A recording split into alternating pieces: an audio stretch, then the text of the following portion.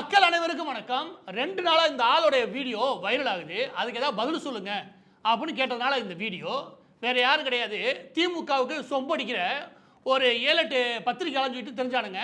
ஒரு 3-4 வருஷத்துக்கு முன்னாடி வேலை போச்சு. வெளியே வந்து நாங்களாம் உத்தமனுங்க அப்படின்றானுங்க. ஆனால் லாஸ்ட்டில் பார்த்தா எல்லாரும் திரும்ப யூடியூப் சேனலுக்கு வந்து திமுகவுக்கு சொம்படிக்க ஆரம்பிச்சாங்க. இதை சொல்லி தான் ஒரு 4-5 வருஷத்துக்கு முன்னாடி நீங்கள் வேலை விட்டு தூக்கணும்னு வச்சுக்கவேன். அந்த வேலையை பார்த்தது நம்ம தான். அன்னைக்கு ரொம்ப ஓவரா நாங்களாம் ஜேர்னலிஸ்டுக்காக அப்படியே ஆகிட்டாங்க. வெளியே வந்து இப்போ திமுக சொம்படிக்கிறாங்க. அதில் ஒரு ஆள் தான் இந்த செந்தில். இவன் என்ன சொல்கிறான், சென்னையில் பெரும்பாலான பேர் அவரை கேட்டாராம். அவங்க எல்லாம் விஜய்க்கு ஓட்டு போடுறதா முடிவு பண்ணி போய் ஓட்டு போட்டது தெரிய வந்திருக்குது. விஜய்க்கு எதுக்கு ஓட்டு போட்டீங்க? நீங்கள் இன்னைக்கு கம்ப்யூட்டரில் கை வைக்கிறீங்க பாருங்க, ப்ரோக்ராம் பண்ணுறீங்க பாருங்க, இன்னைக்கு ஒரு அப்ளிகேஷன் டெவலப்பராக இருக்கீங்க பாருங்க, அதுக்கு எல்லாமே யார் காரணம்? கருணாநிதி தான். இவங்க நீங்கள் ஒரு புரிஞ்சுக்கோங்க. இது விஷயத்தை தெளிவாக சொல்கிறதுக்கு முன்னாடி சில விஷயங்கள் இதை புரிய வைக்கணுன்றதுக்காக சொல்கிறேன். இவங்க எல்லா காலமும் இதை ஓட்டியிருக்கானுங்க. அதாவது ஒரு 30-40 வருஷத்துக்கு முன்னாடி நீ படித்ததுக்கு நாங்கள் தான் காரணம், இன்னைக்கு நீ வேட்டி கட்டி நடந்ததுக்கு நான் தான் காரணம், இன்னைக்கு நீ மரியாதையோடு இருக்கிறதுக்கு நான் தான் காரணம், இப்படின்னு நம்மளை எப்போவுமே தமிழ்நாட்டில் பெரும்பாலான சமூகத்தை எப்படி இவங்க கை காட்டுவாங்கன்னா, நீ இருக்கிறதுக்கு காரணமே நான் தாண்டா அப்படின்னு ஒரு தாழ்வு மனப்பான்மை கொண்டு போவானுங்க. முக்கியமாக பட்டியலின பிற்படுத்தப்பட்ட மிகவும் பிற்படுத்தப்பட்ட சமூகம் இருக்காங்களே, இவங்களை ஃபுல்லாமே இப்படி சொல்லியே தான் இவங்க ஓட்டு வாங்குவாங்க. ஆனால் இவங்க பண்ணுறது ஒரு பெரிய ஜாதி அரசியல், ரெண்டாவது வச்சுக்கோவேன். ஆனால் இன்னைக்கு எங்கே வரைக்கும் வந்துட்டாங்க, படிக்க வச்சதெல்லாம் விட்டுட்டு இன்னைக்கு எது வரைக்கும் வந்துட்டாங்கன்னா, இன்னைக்கு நீ கம்ப்யூட்டர் இல்லையா, அதாவது நீங்கள் சாஃப்ட்வேர் இன்ஜினியராக இருக்கிறதுக்கு காரணமே நாங்கள் தான்டா, நாங்கள் போட்ட பிச்சடா, நீ சோறு சாப்பிட்ற காரணமே நாங்கடா, அந்த அளவுக்கு வந்துட்டாங்க. தோல்வியை நோக்கி போகிறான்னு வச்சுக்கவேன். அவன் எலெக்ஷன் நெருங்கும் போது திமுக கண்டுபிடிச்சலாம். ஒன்று இவிஎம் மிஷின் மேலே குறை சொல்ல ஆரம்பிப்பாங்க, இல்லை நல்லா காசு இறக்குவானுங்க. ஒரு ஓட்டுக்கு 5000 வரைக்கும் கொடுத்துருக்கானுங்க சென்னைக்குள்ளே. எனவே இவங்க தோக்க போகிறது தெரிஞ்சதுமே கடைசி ஒரு வாரத்தில் பதட்டம் ஆயிட்டானுங்க. இப்போ ரிசல்ட் இருக்குல்ல, அது தேர்தலுக்கு பிந்தைய கருத்து கணிப்புகள் இவங்களுக்கு வரது எப்படி வருது அப்படின்னா, வரது கஷ்டம். எது திமுக ஆட்சிக்கு வர்றது கஷ்டமோ கஷ்டம் அப்படின்ற விஷயம் தெரிய வந்து, அதில் மிக முக்கியமாக சென்னை இருக்கு இல்லையா, சென்னையில் பெரும்பகுதி ஓட்டை நம்ம மறுக்கவே முடியாது. விஜய் அவர்கள் மற்ற பகுதியில் பிரிக்கிறாரா இல்லையோ, சென்னை எங்களோட கோட்டைன்னு சொல்லி தெரிஞ்சா யார்? திமுக. அந்த இடத்துல ஒரு 25% ஓட்டு வரைக்கும் ஒட்டு மொத்தமாக தகர்த்துறாரு. எனவே இவங்களுக்கு எங்கே கோபம் போய் நிற்கிது அப்படின்னா, விஜயே பாஜகவுடைய கைக்கூலி தான், இவிஎம் மிஷினில் ஓட்டே போட்டா அப்படின்னு ஆரம்பிச்சு, நீங்களாம் சாஃப்ட்வேர் இன்ஜினியராக நீங்கள் இருக்கிற காரணமே, சோறு சாப்பிட்ற காரணமே கலைஞர்றா அப்படின்னு வந்து நிற்கிறாங்க. இதில் சில விஷயங்கள், இதில் இருக்கிற சில நிதர்சனமான சில விஷயங்கள் இல்லையா, அதை பார்க்கறதா இந்த பதிவு. ஆனால் இந்த பதிவுக்கு உள்ளே போகிறதுக்குள்ள சில ஒரு முக்கியமான அபாயம் ஒன்று உருவாயிருக்கு. அதையும் நான் சொல்ல வேண்டியது கடமை. அது என்ன அபாயம் சொல்லிடுறேன், அதுக்கடுத்து விஷயத்துக்குள்ளே போகிறேன். யார் இந்த அண்டா இருக்கால, அண்டா சிங்கில் தூக்கி போட்டு அதுக்கப்புறம் மிதிக்கலாம். முக்கியமாக ஒரு மனநலம் சம்பந்தப்பட்ட மருத்துவர் என்ன சொன்னார் அப்படின்னா, சமீப காலங்கள் இந்த குழந்தையோட நடவடிக்கை இருக்கு இல்லையா, இது வியப்பாலாம் கிடையாது, ரொம்ப அதிர்ச்சி ஊட்ட மாதிரி இருக்குது. ஏன் அப்படின்னா, இந்த குழந்தைங்க ரிசல்ட்டுக்கு அப்புறம், இது குழந்தைகள் யாரை சொல்கிறாங்கன்னா, ஒரு 22-25 வயதுக்கு உட்பட்ட அனைத்து குழந்தைகளுமே, எல்லாருமே குழந்தை தான் சொல்கிறாரு, எல்லா பேருமே ரிசல்ட்டுக்கு அப்புறம் ஒரு பெரிய மன அழுத்தத்துக்கு போகிறதுக்கான வாய்ப்புகள் உண்டு. ஏன்னா விஜய் ஜெயிக்கிறதுக்கான வாய்ப்பெல்லாம் கிடையாது. அதே நேரம் விஜய் வெற்றி பெறலன்னு வச்சுக்கோங்க, இவங்க ஒரு ட்ரீம் உலகத்தில் இருந்தாங்க. அந்த உலகத்தில் பெரிய தோல்வியை விஜய் அவர்கள் எதிர்கொள்ளும் போது தனக்கே நடந்த மாதிரி ஒரு எமோஷனல் கனெக்ட் ஆக ஆரம்பிப்பாங்க. ஏன்னா இது வந்து சைக்காலஜி.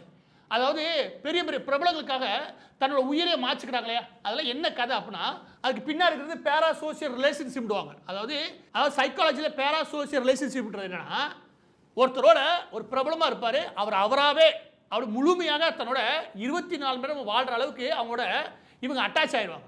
அதனால் ரொம்ப எமோஷனலாக இருப்பாங்க. அவங்களோட தோல்வி தங்களோட தோல்வியுமாக இருப்பாங்க. இதில் அரசியல் உள்ளே வந்துருக்குது. இந்த அரசியலில் ஆல்ரெடி அவங்க எமோஷனல் இருக்காங்க. லாக் ஆஃப் சப்போர்ட் மட்டும் லாக் ஆச்சுன்னு வச்சுக்கோங்க, ட்ரிகரிங் பாயிண்ட்டாக வெயிட் ஆகும். இந்த 3 ஸ்டேஜ் தான். இதை நான் ஒரு அபாயம் உங்களுக்கு சொல்லிடுறேன். முக்கியமாக பெற்றோர் எல்லாத்துக்குமே 3 ஸ்டேஜ் தான். ஆல்ரெடி எமோஷனல் ஆக்கிட்டார் விஜய். அவங்கெல்லாம் உள்ளே கொண்டு வந்து அரசியல் பேச விட்டுருக்கே கூடாது. ஓட்டு போட வயசு இல்லை, ஒரு 10 வயதுக்கு உட்பட்ட குழந்தைலாம் நீங்கள் அரசியல் பேசாதீங்க, நீங்கள் நல்லா விளையாடுங்க, ஆரோக்கியமாக இருக்குன்னு சொல்லி முடிச்சிடலாம். ஆனால் அவங்களையும் இவர் கடைசியாக தூண்டி விட்டு போயிட்டார். எனவே அந்த குழந்தைகள் முதல் கூட எமோஷனலாக இருக்குது. இந்த எமோஷனலாக இருக்கக்கூடிய குழந்தைகளுக்கு ஆல்ரெடி எமோஷனல் உச்சத்தில் இருக்குது. அடுத்து லாக் ஆஃப் சப்போர்ட், எல்லாரும் கேலி தான் பண்ணுறாங்க. அந்த குழந்தைய ஒரு பெரிய சீரியஸாக எடுத்துக்கிறதுல கேலி கிண்டல் பண்ணுறதுனால அதுக்கு ஒரு பெரிய சப்போர்ட் இருக்க மாதிரி தெரியல எனக்கு தெரிஞ்சு. அவர் யார் அந்த டாக்டர் சொல்கிறேன்னா, இந்த 2 ஸ்டேஜையும் கடந்துட்டாங்க. இதுக்கு அடுத்து இருக்கிறது ட்ரிகரிங் பாயிண்ட் தான். ஒரு ட்ரிகரிங் நடந்துச்சுன்னா வேலை முடிஞ்சிருச்சு. நிறையா குழந்தைகளுக்கு பிரச்சனை ஆரம்பிக்கும். அதாவது என்ன பிரச்சனைனா, உயிரை மாய்க்கிற அளவுக்கு போகிறதுக்கான வாய்ப்புகள் உண்டு. இது சோசியலாக அவங்க ஒரு பெரிய அவமானத்தை சந்திக்கிற மாதிரி அவங்களே நினச்சிப்பாங்க. இது ஒரு பெரிய கஷ்டமான சூழலையே விஜய் தெரிஞ்சோ தெரியாமலோ உருவாக்குறாரு. அது உருவாயிருச்சு. இதுக்கப்புறம் இருக்கிற ட்ரிகர் பாயிண்ட், அந்த ட்ரிகர் பாயிண்ட் மே 4ஆம் தேதி. இவர் தோல்வின்னு தெரிஞ்சதுக்கப்புறம் எத்தனை பேர் இந்த மாதிரி செய்ய போகிறாங்கன்றது எனக்கு ஒரு மிகப்பெரிய வருத்தம் தருது அப்படின்னு அந்த டாக்டர் சொன்னதுனால அதையும் உங்களுக்கு சொல்லிடுறேன். எனவே உங்கள் குழந்தைகள் இருந்துச்சுன்னா அதிகப்படியாக மொபைல் ஃபோன் பார்க்காம, இல்லை டிவி செய்திகளை பார்க்காம, இல்லை மொபைல் ஃபோன் அதிகம் தவிர்த்துட்டாலே பல விஷயங்களை தவிர்த்திட முடியும். இந்த தேர்தல் முடிஞ்சு அடுத்த ஒரு வாரம் இருக்கு இல்லையா, அது வரைக்கும் குழந்தைகளை கொஞ்சம் வெளியே நகர்த்திடுங்க. அதுவும் முக்கியமாக மொபைல் ஃபோனில் இருந்து இந்த இன்ஸ்டாகிராம் அந்த மாதிரி சோஷியல் மீடியா இருக்கு இல்லையா, அது வந்து முழுமையாக தள்ளி வைக்கிறது நல்லது. விஜய் கண்டிப்பாக தோற்பார், நான் சத்தியம் பண்ணி சொல்கிறேன். ஆனால் விஷயம் என்ன அப்படின்னா, அதை இந்த குழந்தைகள் எப்படி எதிர்கொள்ள போகிறாங்க. ஏன்னா அவர் அடுத்த கட்ட வேலையை பார்க்க போயிடுவார் இந்த குழந்தையை தூண்டி விட்டு. நம்ம குழந்தை தான் பலியாடாகும். இவர் வந்ததுலேருந்து உயிர் போய்கிட்டு இருக்குது. ரிசல்ட் வந்ததுக்கப்புறம் உயிர் போச்சுன்னு வச்சுக்கவே நம்ம தான் அவமானப்படணும். தெரிஞ்சோ தெரியாமல் இவர் ஒரு கேவலமான சொசைட்டியில் நம்ம இருக்கோம். இந்த மாதிரி என்ன சொல்ல, சினிமா பிரபலங்கள் எல்லா பேருமே தெய்வங்களுக்கு மேலாக எல்லாருமே தெய்வங்களாக மாறுறது இங்கே தான். சினிமா பிரபலங்கள் எல்லாமே இதுலேருந்து குழந்தைகளை பாதுகாக்க வேண்டியது பெற்றோரோட கடமை. நான் சொல்லிட்டேன். இப்போ விஷயத்துக்குள்ள வரலாம். இந்த அண்டா இருக்கல, அண்டா சொல்கிறேன், கம்ப்யூட்டர் உள்ளே வரக்கிறது திரும்ப காரணம் நாங்கள் தான். இந்த பாருங்க, ஃபஸ்ட்டு புரிஞ்சுக்க வேண்டியது 1980களில் இந்தியா முழுவதும் கம்ப்யூட்டரைஸ்ட் ஆகுது. அதாவது பேங்கிங் செக்டாருக்குல, அதுவும் கவர்மெண்ட் சம்மந்தப்பட்ட சில செக்டாருமே கொஞ்சமாக அப்போ தான் இன்ட்ரோ பண்ணுறாங்க. வெறும் டேட்டா என்ட்ரிக்கு மட்டும்தான். அப்போ எம்ஜிஆரை ஃபஸ்ட்டு கொண்டு தான் சொல்கிறதா உள்ள கம்ப்யூட்டர் கொண்டு வந்தது. எனவே கம்ப்யூட்டர்னு ஒன்றும் இல்லாட்டி ஐடி பார்க் கட்டணும், இங்கே சாஃப்ட்வேர் இண்டஸ்ட்ரி வரல. ஆல்ரெடி மக்களுக்கு அந்த தேடல் இருந்துச்சு. இவங்க என்ன பண்ணுறாங்க, சாஃப்ட்வேர் இண்டஸ்ட்ரியில் அப்போ அதுக்கு சோர்ஸ் சாப்பிடல, அதுக்கு நாங்கள் தான் காரணம். இவங்க இங்கே இருந்த இண்டஸ்ட்ரிலாம் ஓடி போகிறது தான் நீங்கள் காரணம். நீங்களே நெட்டில் உட்காந்து தேடுங்க. ஸ்டார்ட் அப் கம்பெனிகளை ஃப்ளிப்கார்ட் ஆரம்பிச்சு, இப்போ ஃப்ளிப்கார்ட் ஒரு பெரிய கம்பெனி ஆயிடுச்சு வச்சுக்கோங்க. ஃப்ளிப்கார்ட் உருவான காலகட்டத்திலேருந்து நீங்கள் கடந்த 25 வருஷத்தில் 20 வருஷத்தில் இந்த ஸ்டார்ட் அப் இருக்கு இல்லையா, பெரிய பெரிய அப்ளிகேஷன்ஸ் ஆகும், ரொம்ப பிரபலமாக சர்வீஸ் கொடுக்கக்கூடிய இந்த வெப்சைட் ஆகட்டும், இது எல்லாமே எங்கே இருக்குன்னு பாருங்களேன். பெரும்பாலும் பெங்களூர் இருக்கும். ஸ்விக்கி, ரெசோர்பே, ஓலா, அப்போ க்ரௌ, ஃபோன்பே இப்படி எடுத்து ஏகப்பட்ட அப்ளிகேஷன்ஸ் பார்த்தீங்கன்னா எல்லாமே எங்கேருந்து வருமா, எங்கேருந்து அந்த ஸ்டார்ட் அப் கம்பெனிஸ் வருமா, பெங்களூரில் வரும். அது ஏன் அப்படின்னா, இங்கே இருந்தாலே இவங்க முக்கியமாக திமுக ஒரு இடைக்காலத்தில் என்ன உருவாக்கினாங்க அப்படின்னா, நீ ஒரு கம்பெனி வாங்குறியா, கம்பெனிலேருந்து கமிஷனாக வாங்கல, அந்த கம்பெனிலேருந்து சேரே வாங்குறது. இந்த குற்றச்சாட்டு யார் மேலே வந்துச்சு தெரியுமா, மாறன் பிரதேச மேலே வந்துச்சு. எப்போ இந்த 2G உள்ள நடந்துச்சுல அந்த காலகட்டத்தில் இவங்க சேரை கேட்டு வாங்குறது, டாட்டா பிர்லா வரைக்கும் போகிறது, யார் கம்பெனிலையும் சேரை பிடுக்கிறது. இந்த மாதிரி பண்ணதுனால இங்கே வர விரும்புகிற இண்டஸ்ட்ரியோட ஓடி போச்சு. இதை தான் இவங்க உருவாக்கினாங்க ஒழிய இவங்க எல்லாம் சாஃப்ட்வேர் இண்டஸ்ட்ரி வரதுக்கு. சாஃப்ட்வேர் இண்டஸ்ட்ரியோடைய தேவை, மேன் பவர் தேவை அதிகமாகுது. அந்த மேன் பவர் தேவையை ஃபில் பண்ணுறதுக்கு போதுமான அளவுக்கு இந்த சதன் இந்தியாவில் ஆட்கள் இருந்தாங்க, அதெல்லாம் வந்தானுங்க. அதனால் மும்பைக்கு போகலை, பாட்னாக்கு போகலன்னு அர்த்தம் ஆகாது. பூனையும் பெரிய அளவில் டெவலப் ஆகிடுச்சு. ஆரம்பத்தில் பெங்களூர் டெவலப் ஆச்சு. அந்த பெங்களூர் டெவலப் ஆனதுக்கு ஒரு கதை சொல்கிறீங்க. உண்மையிலேயே பெங்களூரை விட எது டெவலப் ஆகிருக்கணும், கோயம்புத்தூர் டெவலப் ஆகிருக்கணும். கோயம்புத்தூரில் ஒரு குண்டு வெடிப்பு நடந்துச்சு. அதுக்கு நீ கேடு கட்டத்தனமான ஒரு ஆட்சி நடத்துனாங்க. இது கேடு கட்டத்தனமாக ஒரு அரசியல் நடத்தினானுங்க. என்ன நடத்தினாங்கன்னா, கோயம்புத்தூர் குண்டு வெடிப்பு இருக்கு இல்லையா, அது சம்மந்தப்பட்ட ஆளாக வெளியே விட்டாங்க. எதுக்கு நான் இதை சொல்கிறீங்க, கோயம்புத்தூர் குண்டு வெடிப்பு நடந்துச்சுன்னா அங்கே பாதுகாப்பு இல்லாத நகரமாக மாறுது. ஒரு தீவிரவாத தாக்குதல்னால ஒரு நகரமே ஒரு 10 வருஷம் பின்னோக்கி போகுதுன்னா அது கோயம்புத்தூர் தான். அப்படி இருந்து அது வளர்ச்சிக்கு வந்துச்சு வச்சுக்கவே.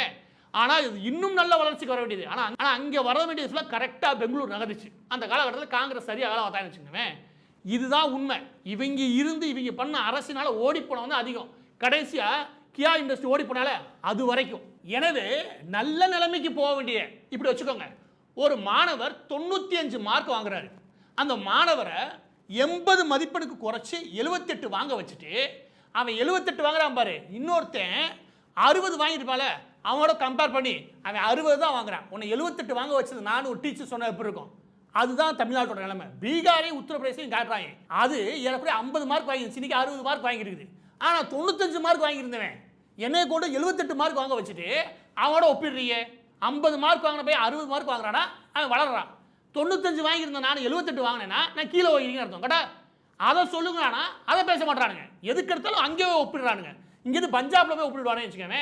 பஞ்சாபுக்கு வளர்ச்சி எனக்கு ஒன்றா, நான் ஈஸ்ட் இந்தியா கம்பெனி எப்போ பிரிட்டிஷ் ரூலிங்க்கு முன்னாடி ஈஸ்ட் இந்தியா கம்பெனி வந்து இங்கே ஆளும் போதே நானும் கொல்கத்தாவோட பெரிய ஆள். எது மெட்ராஸ் பிரசிடென்சியும் கல்கட்டா வந்து பெரிய வருமானம் கொடுத்த 2 மாகாணங்கள். எனவே இவங்க வந்துன்னு கிடையாது, யார் வந்திருந்தா வளர்ந்துருக்கும். ஏன்னா இடம் அப்படியான வளர்ச்சியில தான் பிரிட்டிஷ் காலத்துலேருந்து இருந்துச்சு. இவங்க வந்து போடுற கதை இருக்கு பாருங்க.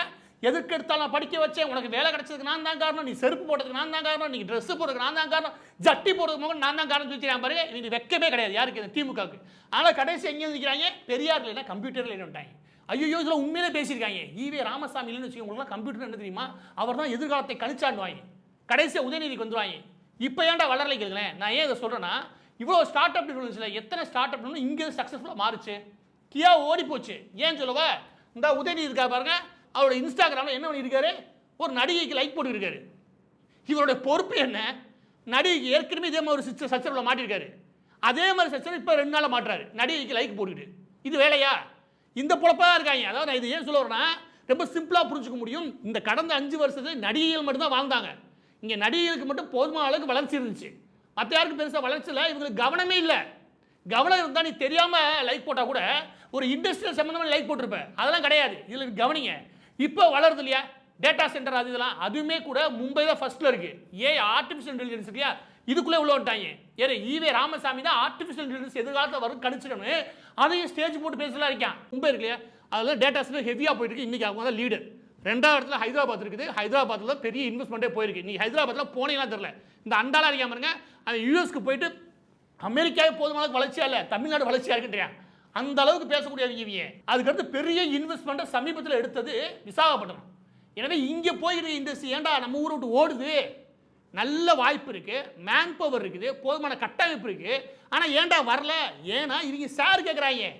அந்த லெவலுக்கு வளர்ந்துட்டாங்க. அதாவது கமிஷனாக வாங்குறதில்ல, நேராக ஷேராக ஆகிட்டு வச்சுக்கவே பிரச்சனை கிடையாது. பாருங்க, இந்த மாதிரி ஒரு புத்தி வந்ததுனால தான் வேகமாக இண்டஸ்ட்ரி ஃபுல்லாக நகர்ந்துருச்சு. இங்கே போனோம், ஒரு ஸ்டார்ட் அப் எண்ணம் இருக்கும், அதிகபட்சம் ஒரு 10-20 கோடி. அதில் இன்வெஸ்ட்மெண்ட் ஒரு வெளிநாடுகள் 300 கோடி வருதுன்னு வச்சுக்கோமே. நீ கண்டுபிடிச்சி ஷேர் தரையா, எனக்கு ஒரு 50 கோடி தரையா, 300 கோடி உனக்கு வந்துச்சுல.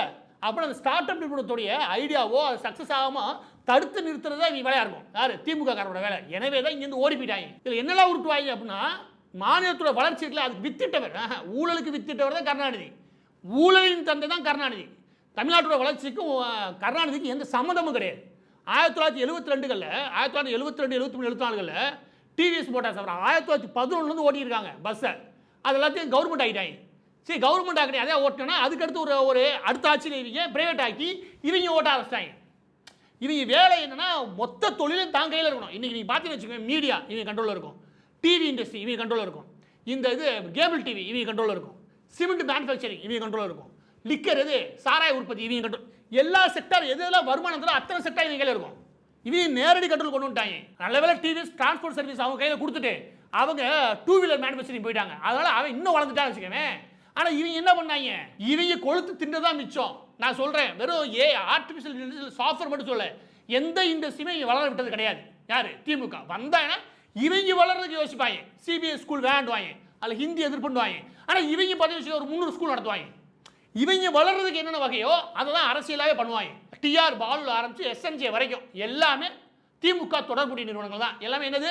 சாராயம் விற்கும் நிறுவனங்கள். இந்த நிறுவனங்கள் நல்லா வாங்கி ஊற்றி விட்டு சம்பாரிச்சவன் நேரடியாக மறைமுகம் திமுக. இதுதான் இவங்க பண்ண சாதனையை ஒழிய இவங்க படிக்க வச்சாங்க, இவங்க பாட வச்சாங்கன்ற கதர்களை இதெல்லாம் பெரிய முட்டாள்தனமான பேச்சு. எனவே இறுதியாக ஒன்று சொல்லி முடிக்கிறேன். அது என்ன அப்படின்னா, கல்வின்றது நீ மூளை முடுக்கெங்கும் போய் சேருச்சு, எல்லா தரப்பு மக்களுக்கும் போய் சேருச்சு அப்படின்னு வச்சுக்கோங்க.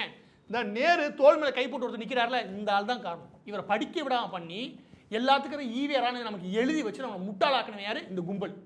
இவங்க குடிக்க வச்சதான் மிச்சம். இதுதான் நிஜம். இவர் யார்? திருப்பூர் அவினாசிலிங்கம். திருப்பூர் அவினாசிலிங்கம் தான் இருந்த 4 வருஷம் தான் அவர் கல்வித்துறைக்கு அமைச்சராக இருந்திருப்பார். இப்போ காங்கிரஸ் பீரியடில் அந்த முதல் கட்டத்தில் அவர் என்ன பண்ணுவார்னா, இந்த கட்டமைப்பு இல்லைன்னா ஒன்றுமே பண்ண முடியாது. ஊராட்சி ஒன்றியம் நகராட்சி குட்டி கிராமங்களில் கூட நீங்கள் மரத்துக்குள்ளே வச்சு சொல்லிக் கொடுத்துருங்க அப்படின்னு சொல்லி ஒரு கட்டமைப்பு உருவாக்குவாங்க. நீங்கள் கவனிச்சிங்கன்னா ஊராட்சி ஒன்றியம் நகராட்சிலாம் பார்த்து வச்சுக்கவேன், அதெல்லாம் எப்போ வந்துச்சு? உங்கள் ஊர்லேயே ஒரு ஸ்கூல் இருக்கு இல்லையா, அந்த ஸ்கூல் எப்போ வந்துச்சு யோசிச்சிங்களேன். இவர் காலகட்டத்தில் அடிக்கல் நடிப்பாங்க. அதுக்கப்புறம் காமராஜர் இல்லையா, அதுக்கு உயிர் கொடுத்துருப்பாரு. எப்படின்னா, எல்லா பேரும் உள்ளே வர வைக்கிறது ஒரு பெரிய பிரச்சனை இருந்துச்சு. அப்போ அவர் உணவு திட்டம் ஒன்று கொண்டு வந்தார். மதிய உணவு கிடைக்கணுன்னே எல்லாம் உள்ளே வந்துட்டாங்க. அந்த மதிய உணவுக்காக உள்ளே வருவாங்க. 1 2வது அவர் புத்திசாலித்தனம்னா எல்லா பேரும் சேர்ந்து உட்காந்து சாப்பிடுவாங்க. ஸோ அதில் ஒரு சமத்துவத்தை உருவாக்க முடியும். இந்த புத்திசாலித்தனம் இருந்துச்சு ஆரம்பத்தில். ஆனால் இவனுங்க வந்தானுங்க பாருங்க, அப்பா அதுக்கப்புறம் அந்த ஸ்ட்ரக்சர் இருக்கு பாருங்க, இவர் உருவாக்கின ஸ்ட்ரக்சர், அதை கூட்டுனான்னு சொல்லுங்க பார்ப்போம். சொல்லுங்க, நான் நாட்டை விட்டு போகிறேன். அவினாசிலிங்க செட்டியார் இருக்கார் பாருங்க, அவர் உருவாக்கின காலகட்டம். ஆனால் இவங்க வந்து என்ன சொன்னாங்க, கல்வியை நாங்கள் வரல உனக்கு கிடச்சிருக்காரா இப்படின்னு எல்லாத்தையும் லேபிள் ஒட்டி நம்மளை நம்ப வச்சு முட்டாளாக்கி நம்மளுடைய 2 தலைமுறை முட்டாளாக்கியிருக்காங்க. இன்னைக்கு எங்கே வந்துட்டாங்க? கல்வியை விட்டுருவோம். நீ சாஃப்ட்வேர் இண்டஸ்ட்ரியில் இன்னைக்கு சாஃப்ட்வேர் இன்ஜினியர் இருக்க பாரு, நான் தான் காரணம். அமெரிக்காவில் போய் நீ இருக்கிற காரணமா நான் தான் காரணம். ஜெர்மனி நீ படிக்க போனது காரணம் நான் தான் காரணம். இப்படி எல்லாம் லேபிள் விட ஆரம்பிச்சிட்டாங்க. சவுத் இந்தியன் இண்டஸ்ட்ரியை இவங்க எல்லாம் எதுக்கு கேரளா எப்படி படிச்சு, கர்நாடகா எப்படி படிச்சு, தெலுங்கானா எப்படி படிச்சு, ஆந்திரா எப்படி படிச்சு, தென்னிந்தியா முழுவதுமாக பெற்றோர்களுக்கு என்ன ஒரு குணம் இருந்துச்சு அப்படின்னா, கடனை வாங்கியா குழந்தைகளை படிக்க வைக்கணும். அந்த எண்ணம் இருந்துச்சு. அந்த எண்ணத்தில் தான் அந்த மாநிலங்கள் முன்னேறிய ஒளியே இவங்களால கிடையாது. எனவே இவங்களால நடந்தது ஒன்றுனா நல்லா குடிக்க வச்சாங்க. எனவே இந்த 5 வருஷம் நல்லா அண்டா கழுவுனானுங்க. இதுக்கப்புறம் அதுக்கு வாய்ப்பு இருக்காது, நமக்கு வருமானம் போயிருமோன்னு கதறிட்டு இருக்கானுங்க. இன்னொருத்தன் வந்துட்டான், அவன் பத்திரிக்கை சுற்றி இருந்தான் வச்சுக்கவேன். அவன் சொல்கிறான் இவிஎம் மிஷினில் விஜய்க்கு ஆதரவாக ஓட்டு போடுறதுக்கான வேலைகள்லாம் பிஜேபி பண்ணுது. எப்படிலாம் உருட்டுறீங்களா டே, எப்படிலாம் உருட்டிட்டு விட்டாங்க. விஜய்க்கு ஆதரவாக ஒரு பகுதி ஓட்டு விழுந்துருச்சுன்னா அங்கே தொங்கு சட்டசபை வந்துருமா, அதிமுக ஆதரிச்சு அது இன்டெரக்டாக யார் கண்ட்ரோல் பண்ணுவா, பிஜேபி கண்ட்ரோல் பண்ணுவான். இன்னும் நிறையா பேய் கதை சொல்லுவாங்க பாருங்களேன், நல்லா உட்காந்து யோசிச்சு பேய் கதை சொல்லுவாங்க. இவங்களுக்கு பயம் வர ஆரம்பிச்சிருச்சு. எனவே அண்டா போன்றவர்களுக்கு நான் சொல்றது என்ன அப்படின்னா, இந்த ஆள் படிக்கலாம் வைக்கல, குடிக்க வச்சார், இதுதான் நிஜம். ஆனால் ஒன்றுடா, உங்களால் அந்த ஆள் இறந்து போய் அடி வாங்கியிருக்காருன்னு வச்சுக்கவே, இந்த ஒரே ஒரு சிஎம் தான்டா. எம்ஜிஆர் இறந்து போயிருக்காரு, யாருமே திட்ட மாட்டாங்க, யாருமே வைய மாட்டாங்க, பெருமையாக பேசுவாங்க. ஜெயலலிதா அவர்கள் இறந்து 10 வருஷம் ஆயிடுச்சு, அவங்கள என்னைக்கா யாராவது திட்டி பார்த்துருக்கீங்களா, அவங்களும் பெருமையாக பேசியிருக்காங்க. காமராஜர் எப்போயோ இறந்துட்டாரு, அந்த ஆளை உயர்வை வச்சு அவர் மாதிரி ஒரு ஆட்சி தரன்றானுங்க. ஆனால் இந்த ஆள் ஆட்சி தரேன் நீயே சொல்ல மாட்டேன், யார் திமுக காரன் சொல்ல மாட்டேன், கருணாநிதி மாதிரி ஆட்சி தரம்னு. எனவே அந்த நிலைமையில வச்சுக்கிட்டு இன்னைக்கு அடி வாங்க விடுறீங்க பாருங்க. இறந்தும் ஒரு சிஎம், ஒரு முதலமைச்சர் இந்த அளவுக்கு எல்லா பக்கமும் வச்சு சாத்திரான்னு வச்சுக்கோங்க, எனக்கு தெரிஞ்சு கருணாநிதி. அது காரணம் இந்த அண்டா தான்.